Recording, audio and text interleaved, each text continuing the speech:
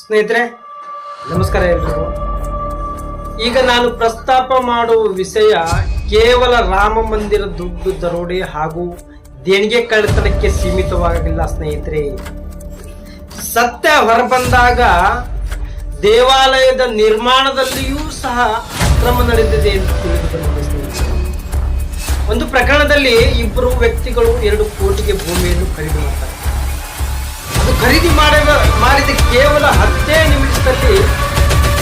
ನಿಮಿಷದಲ್ಲಿ 18.5 ಕೋಟಿಗೆ ಟ್ರಸ್ಟ್ಗೆ ಮಾರಾಟ ಮಾಡಿಬಿಡ್ತಾರೆ ಸ್ನೇಹಿತರೆ.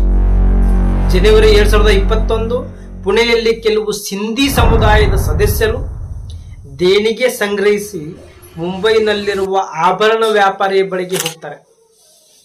ಅವರು ಈ ದೇಣಿಗೆ ಹಣವನ್ನು ಬಳಸಿಕೊಂಡು 210 ಬೆಳ್ಳಿ ಇಟ್ಟಿಗೆಗಳನ್ನು ತಯಾರಿಸುತ್ತಾರೆ. ಪ್ರತಿ ಇಟ್ಟಿಗೆ 1 ಕೆಜಿ ತೂಕದ್ದು. ಈ 1 ಕೆಜಿ ಬೆಳ್ಳಿ ಇಟ್ಟಿಗೆಯನ್ನ ರಾಮನ ದೇವಾಲಯವಾದ ಅಯೋಧ್ಯೆಗೆ ತೆಗೆದುಕೊಂಡು ಹೋಗ್ತಾರೆ. ಇದರ ನಂತರ ಅವರು ಅಯೋಧ್ಯೆಗೆ ಹೋಗಿ ಈ ಇಟ್ಟಿಗೆಗಳನ್ನು ರಾಮನ ದೇವಾಲಯಕ್ಕೆ ದಾನ ಮಾಡ್ತಾರೆ. ಮಾಡ್ಲಿ ಪರವಾಗಿಲ್ಲ. ಒಟ್ಟಾರೆಯಾಗಿ ಈ ಇಟ್ಟಿಗೆಗಳನ್ನು ತಯಾರಿಸುವ ವೆಚ್ಚ ಸುಮಾರು 1 ಕೋಟಿ ರೂಪಾಯಿ ಆಗಿದೆ. ಈ ಇಟ್ಟಿಗೆಗಳನ್ನು ರಾಮ ಮಂದಿರ ನಡೆಸುವ ಟ್ರಸ್ಟ್ ನ ಪ್ರಧಾನ ಕಾರ್ಯದರ್ಶಿಯಾದ ಚಂಪತ್ರಾಯ್ ಅವರಿಗೆ ಹಸ್ತಾಂತರಿಸ್ತಾರೆ ಸ್ನೇಹಿತರೆ. ಯಾರು? ದಾನಿಗಳು. ಆದರೆ ಅವರು ಈ ದೇಣಿಗೆ ಪಡೆದ ನಂತರ ಯಾವುದೇ ರಸೀದಿಯನ್ನು ಕೊಟ್ಟಿರುವುದಿಲ್ಲ. ಅವ್ರು ಹೇಳಿದ್ದೇನಪ್ಪ ಅಂದ್ರೆ, ಕಾರ್ಯದರ್ಶಿಯವರು ಮೊದಲು ಇಟ್ಟಿಗೆಗಳ ಗುಣಮಟ್ಟವನ್ನು ಪರಿಶೀಲಿಸುತ್ತೀವಿ ಮತ್ತು ನಂತರ ರಸೀದಿ ಕೊಡ್ತೀವಿ ಅಂತ ಹೇಳಿದ್ದಾರೆ. ದಾನಿಗಳು ಒಪ್ಕೊಂಡಿದ್ದಾರೆ. ಅದಕ್ಕೂ ಕೂಡ ಅವರು ಸರಿ, ತೊಂದರೆ ಇಲ್ಲ, ಸ್ವಲ್ಪ ಕಾಯೋಣ ಎಂದು ಹೇಳಿ 6 ತಿಂಗಳು ಹೋಯ್ತು, 1 ವರ್ಷ ಹೋಯ್ತು ಸ್ನೇಹಿತರೆ, 2 ವರ್ಷ ಹೋಯ್ತು, 5 ವರ್ಷಗಳು ಆದರೂ ಕೂಡ ಈ ಬೆಳ್ಳಿ ಇಟ್ಟಿಗೆಗಳ ರಸೀದಿಯನ್ನು ಕೊಡಲಿಲ್ಲ. ಯಾರು? ದೇವಸ್ಥಾನದ ಕಾರ್ಯದರ್ಶಿ. ಇವತ್ತಿಗೂ ಕೂಡ ಈ ಬೆಳ್ಳಿ ಇಟ್ಟಿಗೆಗಳ ಸುಳಿವೇ ಇಲ್ಲ. ಈ ಬೆಳ್ಳಿ ಇಟ್ಟಿಗೆಗಳು ಎಲ್ಲಿ ಹೋದವು ಎಂದು ಯಾರಿಗೂ ತಿಳಿದಿಲ್ಲ. ಕಳೆದ ಕೆಲವು ವರ್ಷಗಳಿಂದ ಅಯೋಧ್ಯೆಯ ರಾಮನ ದೇವಾಲಯದಿಂದ ನಗದು, ಚಿನ್ನ ಮತ್ತು ಬೆಳ್ಳಿ ಆಭರಣಗಳು, ಇಟ್ಟಿಗೆಗಳು ಮತ್ತು ಬೆಳ್ಳಿಯ ಹಾರಗಳು ಸೇರಿ ಅವು ಕಣ್ಮರೆಯಾಗಿವೆ. ವರದಿಗಳ ಪ್ರಕಾರ 200 ಕೋಟಿಯಿಂದ 1000 ಕೋಟಿಗಳವರೆಗೆ ದೇಣಿಗೆಗಳು ಕಣ್ಮರೆಯಾಗಿವೆ. ಸಾಮಾನ್ಯವಾಗಿ ಜನರು ದೇವಸ್ಥಾನಕ್ಕೆ ಹಣವನ್ನು ದಾನ ಮಾಡುವಾಗ ಹಣವನ್ನು ದೇಣಿಗೆ ಪೆಟ್ಟಿಗೆಯಲ್ಲಿ ಹಾಕ್ತಾರೆ. ದೇವಾಲಯದಾದ್ಯಂತ ವಿವಿಧ ಸ್ಥಳಗಳಲ್ಲಿ ಅಂತಹ 35 ದೇಣಿಗೆ ಪೆಟ್ಟಿಗೆಗಳಿವೆ. ಎಲ್ಲಿ? ರಾಮ ಮಂದಿರದಲ್ಲಿ. ಈ ದೇಣಿಗೆ ಪೆಟ್ಟಿಗೆಗಳನ್ನು ತುಂಬಿದಾಗ ಕಮಿಟಿಯವ್ರಿಗೆ ಏನು ಮಾಡ್ತಾರೆ ಅಂದರೆ, ಹಣವನ್ನು ಲೋಹದ ಪೆಟ್ಟಿಗೆಗಳಲ್ಲಿ ಹಾಕಿ ಲಾಕ್ ಮಾಡಿ ನಂತರ ಕಾರ್ಡ್ಗಳಲ್ಲಿ ಲೋಡ್ ಮಾಡಿ 200 ಮೀಟರ್ ದೂರದಲ್ಲಿರುವ ಯಾತ್ರಿಕರ ಸೌಲಭ್ಯ ಕೇಂದ್ರಕ್ಕೆ ಕೊಂಡೊಯ್ತಾರೆ. ಈ ಕೇಂದ್ರದ ನೆಲಮಾಳಿಗೆಯಲ್ಲಿ ಹಣವನ್ನು ಎಣಿಸುವ ಎಣಿಕೆ ಕೊಠಡಿ ಇದೆ. ಇಲ್ಲಿ ನೋಟುಗಳು, ನಾಣ್ಯಗಳು ಮತ್ತು ಆಭರಣಗಳನ್ನು ಬೇರ್ಪಡಿಸ್ತಾರೆ ಮತ್ತು ಎಣಿಸಿದ ನಂತರ ಹಣವನ್ನು ಬ್ಯಾಂಕ್ ಪೆಟ್ಟಿಗೆಗಳಲ್ಲಿ ಜಮಾ ಮಾಡಲಾಗುತ್ತದೆ. ಈ ಪೆಟ್ಟಿಗೆಗಳನ್ನು ಪ್ರತಿದಿನ ಬೆಳಿಗ್ಗೆ ಸ್ಟೇಟ್ ಬ್ಯಾಂಕ್ ಆಫ್ ಇಂಡಿಯಾದ ಖಾತೆಗೆ ಜಮಾ ಮಾಡಲು ಕಳಿಸ್ತಾರೆ. ಸಂಪೂರ್ಣ ಎಣಿಕೆ ಪ್ರಕ್ರಿಯೆ ಏನಿದೆಯಲ್ಲ, ಈ ಎಣಿಕೆ ಪ್ರಕ್ರಿಯೆ 2 ಭಾಗದಲ್ಲಿ ನಡೆಯುತ್ತೆ ಸ್ನೇಹಿತರೆ. ಪ್ರತಿ ಭಾಗದಲ್ಲಿ ಸರಿಸುಮಾರು 20 ಎಣಿಕೆ ಸಿಬ್ಬಂದಿ ಇರ್ತಾರೆ. ದೈನಂದಿನ ದೇಣಿಗೆ ಸರಿಸುಮಾರು 8 ರಿಂದ 13 ಲಕ್ಷ ರೂಪಾಯಿಗಳವರೆಗೂ ಸಂಗ್ರಹವಾಗುತ್ತೆ. ಕೆಲವು ಹಬ್ಬ ಹರಿದಿನಗಳ ಸಮಯದಲ್ಲಿ 50 ರಿಂದ 60 ಲಕ್ಷದವರೆಗೂ ಕೂಡ ದೇಣಿಗೆ ಸಂಗ್ರಹ ಬರುತ್ತೆ. ಸಂಪೂರ್ಣ ಪ್ರಕ್ರಿಯೆಯನ್ನು ಮೇಲ್ವಿಚಾರಣೆ ಮಾಡಲು ಸಿಬ್ಬಂದಿ ಇರ್ತಾರೆ. ಮೇಲಾಗಿ CCTV ಕಣ್ಗಾವಲು. ಫೆಬ್ರವರಿಯಲ್ಲಿ ರಾಮ ದೇವಾಲಯದ ನಿರ್ಮಾಣ ಮತ್ತು ನಿರ್ವಹಣೆಗಾಗಿ ರಚಿಸಲಾದ ಶ್ರೀ ರಾಮ ಜನ್ಮಭೂಮಿ ತೀರ್ಥ ಕ್ಷೇತ್ರ ಅನ್ನೋ ಕಮಿಟಿ ಬ್ಯಾಂಕ್ ಖಾತೆಗೆ ಹೋಗುತ್ತದೆ. ಇದು ರಾಮ ಮಂದಿರವನ್ನು ನಿರ್ಮಿಸಲು ಮತ್ತು ನಿರ್ವಹಿಸಲು ಮೋದಿ ಸರ್ಕಾರ ಮಾಡಿದ ಒಂದು ಟ್ರಸ್ಟ್. ಇದು ಫೆಬ್ರವರಿ 2020ರಲ್ಲಿ ರಚಿಸಿದ ಟ್ರಸ್ಟ್. ಇದು ಶ್ರೀರಾಮ ಜನ್ಮಭೂಮಿ ತೀರ್ಥ ಕ್ಷೇತ್ರ ಟ್ರಸ್ಟ್. ಮತ್ತು ಇದು 15 ಸದಸ್ಯರನ್ನು ಒಳಗೊಂಡಿದೆ. ಅದರಲ್ಲಿ 6 ಮಂದಿ ಧಾರ್ಮಿಕ ವ್ಯಕ್ತಿಗಳು ಮತ್ತು ಉಳಿದವರಲ್ಲಿ ಹೆಚ್ಚಿನವರು ನರೇಂದ್ರ ಮೋದಿ ಮತ್ತು ಬಿಜೆಪಿ ಮತ್ತು RSSಗೆ ನೇರ ಸಂಪರ್ಕ ಹೊಂದಿದವರಿದ್ದಾರೆ. ಉದಾಹರಣೆಗೆ ಹೇಳಬೇಕಂದ್ರೆ, ನರೇಂದ್ರ ಮೋದಿಯವರ ಪ್ರಧಾನ ಕಾರ್ಯದರ್ಶಿಯಾಗಿದ್ದ ನಿಪೇಂದ್ರ ಮಿಶ್ರಾ ದೇವಾಲಯದ ನಿರ್ಮಾಣ ಸಮಿತಿ ಅಧ್ಯಕ್ಷರಾಗಿದ್ದಾರೆ. ಅದೇ ರೀತಿ ಈ ಟ್ರಸ್ಟ್ನ ಸಂಪೂರ್ಣ ರಚನೆಯನ್ನು ಪ್ರಸ್ತುತ ಮುಖ್ಯ ಚುನಾವಣಾ ಆಯುಕ್ತರಾದ ಜ್ಞಾನೇಶ್ ಕುಮಾರ್ ಸಿದ್ಧಪಡಿಸಿದ್ದಾರೆ. RSSನೊಂದಿಗೆ ಸಂಬಂಧ ಹೊಂದಿದ್ದ ಅನಿಲ್ ಮಿಶ್ರಾ ಮತ್ತು ಕೃಷ್ಣ ಮೋಹನ್ ಅವರನ್ನು ಸಹ ಟ್ರಸ್ಟ್ನ ಸದಸ್ಯರನ್ನಾಗಿ ನೇಮಕ ಮಾಡಿದ್ದಾರೆ. ಸ್ನೇಹಿತರೆ, ಇದು ಸ್ವತಂತ್ರ ಟ್ರಸ್ಟ್ ಅಲ್ಲ, ಸರ್ಕಾರಕ್ಕೆ ಇದರಲ್ಲಿ ನೇರ ಪಾಲು ಇದೆ ಮತ್ತು ಸರ್ಕಾರದೊಂದಿಗೆ ಸಂಬಂಧ ಹೊಂದಿದೆ ಈ ಟ್ರಸ್ಟ್ ನಲ್ಲಿರುವ ಅತ್ಯಂತ ಶಕ್ತಿಶಾಲಿ ವ್ಯಕ್ತಿಯೊಬ್ಬ ಚಂಪಕ್ ರಾಯ್ ಅವರು ಒಂದು ಕಾಲದಲ್ಲಿ RSSನೊಂದಿಗೆ ಸಂಬಂಧ ಹೊಂದಿದ್ದರು. ಅದೇ ರೀತಿ ವಿಶ್ವ ಹಿಂದೂ ಪರಿಷತ್ ಉಪಾಧ್ಯಕ್ಷರು ಕೂಡ ಆಗಿದ್ದರು. ಅವರನ್ನು ಈ ಟ್ರಸ್ಟ್ನ ಪ್ರಧಾನ ಕಾರ್ಯದರ್ಶಿಯನ್ನಾಗಿ ನೇಮಕ ಮಾಡಿದ್ರು. ಸ್ನೇಹಿತರೆ, ಯಾವುದು ರಾಮ ಮಂದಿರ ಟ್ರಸ್ಟ್ನ ಪ್ರಧಾನ ಕಾರ್ಯದರ್ಶಿ. ರಾಮ ಮಂದಿರದ ನಿರ್ವಹಣೆಯಲ್ಲಿ ಚಂಪತ್ ರಾಯನಷ್ಟು ಶಕ್ತಿಶಾಲಿ ಯಾರು ಇರಲಿಲ್ಲ. चुभती है, लेकिन सच यही है कि राम मंदिर के प्रबंधन में चंपत राय जितने शक्तिशाली थे उतना कोई और नहीं था. ಟ್ರಸ್ಟ್ ನಲ್ಲಿ 15 ಜನರಿದ್ದರು, ಆದರೆ ಚಂಪತ್ ರಾಯ್ ಮುಂದೆ ನಿಂತು ಎಲ್ಲಾ ಕೆಲಸಗಳನ್ನು ನೋಡಿಕೊಳ್ತಿದ್ದರು.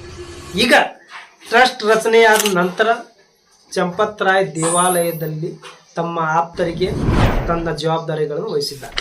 ಯಾವಾಗ ಟ್ರಸ್ಟ್ ರಚನೆ ಆದ ನಂತರ ಅವರಲ್ಲಿ ಒಬ್ಬರು ರಾಮ್ ಶಂಕರ್ ಯಾದವ್, ಇವರು ಚಂಪಕ್ ರಾಯ್ ಅವರ ಆಪ್ತ. ಚಂಪತ್ ರಾಯ್ ಅವರ ಆದೇಶದ ಮೇರೆಗೆ ರಾಮ್ ಶಂಕರ್ ರಾಮ ಮಂದಿರದ ಹಲವು ವ್ಯವಸ್ಥೆಗಳನ್ನು ನಿರ್ವಹಿಸಿದ್ದಾರೆ ಮತ್ತು ಯಾರೂ ಅವರ ಕೆಲಸದಲ್ಲಿ ಹಸ್ತಕ್ಷೇಪ ಇದುವರೆಗೂ ಮಾಡಿಲ್ಲ. ರಾಮ್ ಶಂಕರ್ ಅವರ ಸೋದರಳಿಯ ಮನೀಶ್ ಯಾದವ್ ಅವರನ್ನು ಸಹ ಅವರೊಂದಿಗೆ ಕೆಲಸ ಮಾಡಲು ನಿರ್ಧಾರ. ಇದಲ್ಲದೆ ದೇಣಿಗೆಗಳನ್ನು ಎಣಿಸಲು ಖಾಸಗಿ ಏಜೆನ್ಸಿಯ ಜನರನ್ನು ಸಹ ನೇಮಿಸಲಾಗಿದೆ. ಇಲ್ಲಿಂದ ದೇಣಿಗೆ ಕಳ್ಳದ ನಿಜವಾದ ಆಟ ಪ್ರಾರಂಭವಾಗುತ್ತೆ. ಸ್ನೇಹಿತರೆ, ಇದನ್ನು ಸ್ವಲ್ಪ ಗಮನ ಇಟ್ಟು ಕೇಳಿ. ದೇಣಿಗೆಗಳನ್ನು ಎಣಿಸುವ ಕೋಣೆಯಲ್ಲಿ 3 ರೀತಿಯ ಜನರಿದ್ದರು. ಮೊದಲನೇದು, ನೋಟುಗಳನ್ನು ಎಣಿಸಲು ನೇಮಿಸಲಾದ ಖಾಸಗಿ ಏಜೆನ್ಸಿ ನೌಕರರು. ಎರಡನೇದು, ನೋಟುಗಳ ಎಣಿಕೆಯನ್ನು ಮೇಲ್ವಿಚಾರಣೆ ಮಾಡುವ ಟ್ರಸ್ಟ್ನ ನೌಕರರು. ಮತ್ತು ಮೂರನೇದು ಸ್ಟೇಟ್ ಬ್ಯಾಂಕ್ ಆಫ್ ಇಂಡಿಯಾ ಮತ್ತು ಆಡಿಟ್ ತಂಡದ ಸದಸ್ಯರು ಪರಸ್ಪರ ಪರಿಶೀಲಿಸಲು ಮತ್ತು ಮೇಲ್ವಿಚಾರಣೆ ಮಾಡಲು ನೇಮಿಸಿದ್ದರು. ಆದರೆ ಇಲ್ಲಿ ನಡೆದಿದ್ದೇ ಬೇರೆ. ಒಟ್ಟಾಗಿ ಸೇರಿ ಕಳ್ಳತನ ಮಾಡಲು ಪ್ರಾರಂಭಿಸಿತು. ದುಡ್ಡು ಎಣಿಸುವಾಗ 10 ನೋಟುಗಳ ಬಂಡಲ್ಗಳನ್ನು ಮಾಡಬೇಕಂತಿತ್ತು. ಇದು ಟ್ರಸ್ಟ್ನ ನಿಯಮ. ಆದರೆ ಅವರು ಪ್ರತಿ ಬಂಡಲ್ಗೆ 12 ರಿಂದ 13 ಬಂಡಲ್ಗಳನ್ನು ಸೇರಿಸಿದರು ಮತ್ತು ಕೇವಲ 10 ಇವೆ ಎಂದು ಸುಳ್ಳು ಹೇಳ್ತಿದ್ರು. ನಂತರ ಅವರು ಈ ಹೆಚ್ಚುವರಿ ಬಂಡಲ್ಗಳನ್ನು ತೆಗೆದು ತಮ್ಮಲ್ಲಿ ಹಂಚಿಕೊಳ್ತಿದ್ರು. ದೊಡ್ಡ ಬಟ್ಟೆಯನ್ನು ಬಳಸಿ ನೋಟಿನ ಕಟ್ಟುಗಳನ್ನು 10 ಬಂಡಲ್ಗಳಾಗಿ ಪ್ಯಾಕ್ ಮಾಡ್ತಿದ್ರು. 10ರ ಬದಲಾಗಿ 12-13 ಬಂಡಲ್ಗಳನ್ನು ಮಾಡಿ ಪ್ಯಾಕ್ ಮಾಡಿ ನಂತರ ಅವುಗಳನ್ನು ಪೆಟ್ಟಿಗೆಯಲ್ಲಿ ಇಡ್ತಿದ್ರು. ಸ್ನೇಹಿತರೆ, 10 की कट्टी में पैक करने के लिए बड़ा रबर लगा के बनाते थे. तो 10 के बजाय 12-13 गड्ढा तक उसको बनाते थे, पैक करते थे और बक्से में फेंकते थे. ಅಂದ್ರೆ ಒಂದೇ ಸಾರಿ ಜಮಾ ಮಾಡಿ ಒಂದೇ ಸಾರಿ ಹಂಚ್ಕೊಂತಿದ್ರು. ಬಂಧನಕ್ಕೆ 3 ತಿಂಗಳು ಮೊದಲು ಸ್ಟೇಟ್ ಬ್ಯಾಂಕ್ ಆಫ್ ಇಂಡಿಯಾ ಸ್ವತಃ ಎಣಿಕೆ ಸಿಬ್ಬಂದಿಗೆ ಅವರ ಮೇಲೆ ಸಂಖ್ಯೆ ಬರ್ತಾ ಇದೆ ಅಂತ ಹೇಳ್ತಿದ್ರು. ಸ್ಟೇಟ್ ಬ್ಯಾಂಕ್ ಆಫ್ ಇಂಡಿಯಾದವರು ಸಿಬ್ಬಂದಿಯ ಮೇಲೆ ಸ್ವಲ್ಪ ಕಣ್ಣು ಹಾಕಿ ಅಂತ ಎಚ್ಚರ ವಹಿಸಿದ್ದಾರೆ. ಸ್ನೇಹಿತರೆ, ಸ್ವಲ್ಪ ಯೋಚನೆ ಮಾಡಿ. ಬ್ಯಾಂಕ್ ಸ್ವತಃ ಈ ಜನರನ್ನು ತೆಗೆದು ಹಾಕು ಅಂತ ಹೇಳಿದ್ರು ಕೂಡ ದೇವಾಲಯದ ಆಡಳಿತ ಮಂಡಳಿ ಅವರನ್ನು ತೆಗೆಯಲಿಲ್ಲ. ಯಾಕೆ? ನಿರಾಕರಿಸಿಬಿಟ್ಟರು. ಕೋಟ್ಯಾಧಿಪತಿಗಳು ಕೆಲವು ವರ್ಷಗಳಲ್ಲಿ KD ತಿವಾರಿ 5 ಕೋಟಿಗೂ ಹೆಚ್ಚು ಮೌಲ್ಯದ ಆಸ್ತಿಯನ್ನು ಸಂಗ್ರಹಿಸಿದ್ದ. ಅನುಕೂಲ್ ಮಿಶ್ರಾ 65 ಲಕ್ಷ ಮೌಲ್ಯದ ಮನೆ ಮತ್ತು ಒಂದು ತೋಟದ ಮನೆಯನ್ನು ಖರೀದಿಸಿದ್ದ. ಇದೆಲ್ಲದರ ಜೊತೆಗೆ ರಾಮ್ ಶಂಕರ್ ಯಾದವ್ ಸುಮಾರು 50 ಕೋಟಿ ಮೌಲ್ಯದ ಆಸ್ತಿಯನ್ನು ಸಂಗ್ರಹಿಸಿದ್ದ. ಸ್ನೇಹಿತರೆ, ಇದೆಲ್ಲ ನೋಡಿದ ಇವರೆಲ್ಲ ದೇಣಿಗೆಗಳನ್ನು ಕದಿಯುತ್ತಿರುವಾಗ ರಾಮ ಮಂದಿರದ ಟ್ರಸ್ಟ್ ನ ಸದಸ್ಯರು ಏನ್ ಮಾಡ್ತಾರೆ? 7 ರಿಂದ 8 ತಿಂಗಳ CCTV ದೃಶ್ಯಾವಳಿಯನ್ನು ಸಹ ಅಳಿಸಾಕಿದ್ದಾರೆ. ಈ ಹಗರಣವು ತೆರೆದಿದ್ದು ಜೂನ್ 7ರಂದು.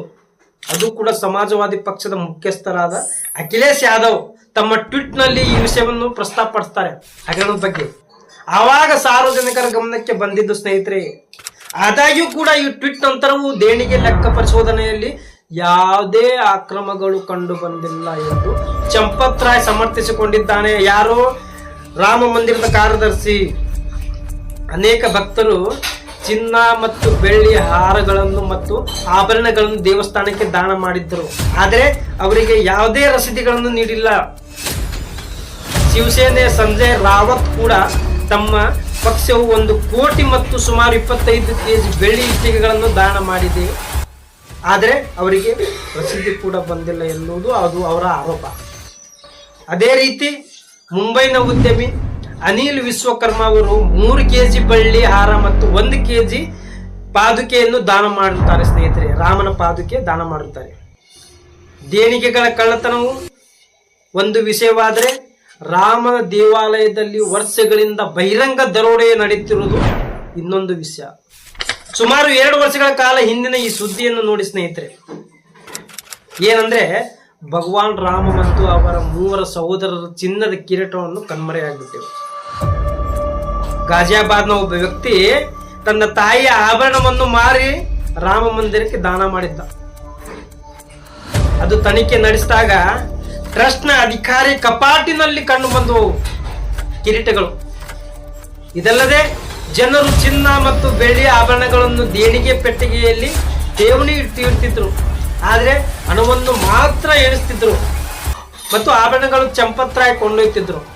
ಇಲ್ಲಿ ಅತ್ಯಂತ ಆಘಾತಕಾರಿ ವಿಷಯವೇನೆಂದರೆ ಸ್ನೇಹಿತರೆ, ಟ್ರಸ್ಟ್ ರಚನೆಯಾಗಿ ಕೆಲವೇ ತಿಂಗಳುಗಳ ನಂತರ ಅಂದ್ರೆ ನವೆಂಬರ್ 2020ರಲ್ಲಿ ಖಾಸಗಿ ಲೆಕ್ಕ ಪರಿಶೋಧನಾ ಕಂಪನಿಯೊಂದು ಈಗಾಗಲೇ ತನ್ನ ವರದಿಯಲ್ಲಿ ರಾಮ ಮಂದಿರಕ್ಕೆ ದೇಣಿಗೆ ನೀಡಿದ ಬಗ್ಗೆ ಯಾವುದೇ ವ್ಯವಸ್ಥಿತ ದಾಖಲೆಗಳಿಲ್ಲ ಎಂದು ಹೇಳಿತ್ತು. ಸತ್ಯ ಹೊರಬಂದಾಗ ದೇವಾಲಯದ ನಿರ್ಮಾಣದಲ್ಲೂ ಕೂಡ ಹಗರಣ ನಡೆದಿದೆ ಎಂದು ತಿಳಿದು ಬಂದಿದೆ ಸ್ನೇಹಿತರೆ. ರಾಮ ಮಂದಿರ ನಿರ್ಮಾಣ ಮಾಡುವಾಗ ದೇವಾಲಯದ ನಿರ್ಮಾಣ ಸಾಮಗ್ರಿಗಳ ಮೇಲೆ 40% ಕಮಿಷನ್ ಪಡೆಯಲಾಗಿದೆ ಎಂದು ಆರೋಪಿಸಲಾಗಿದೆ ಸ್ನೇಹಿತರೆ. ದೇವಾಲಯದ ನಿರ್ಮಾಣದ ಉಸ್ತುವಾರಿ ವಹಿಸಿದ್ದ ಗೋಪಾಲ್ ರಾವ್, ಅವರ ಸೋದರಳಿಯ ಸೋಮೇಶ್ ಆನಂದ್ ಇದರಲ್ಲಿ ಭಾಗಿಯಾಗಿದ್ದಾರೆ.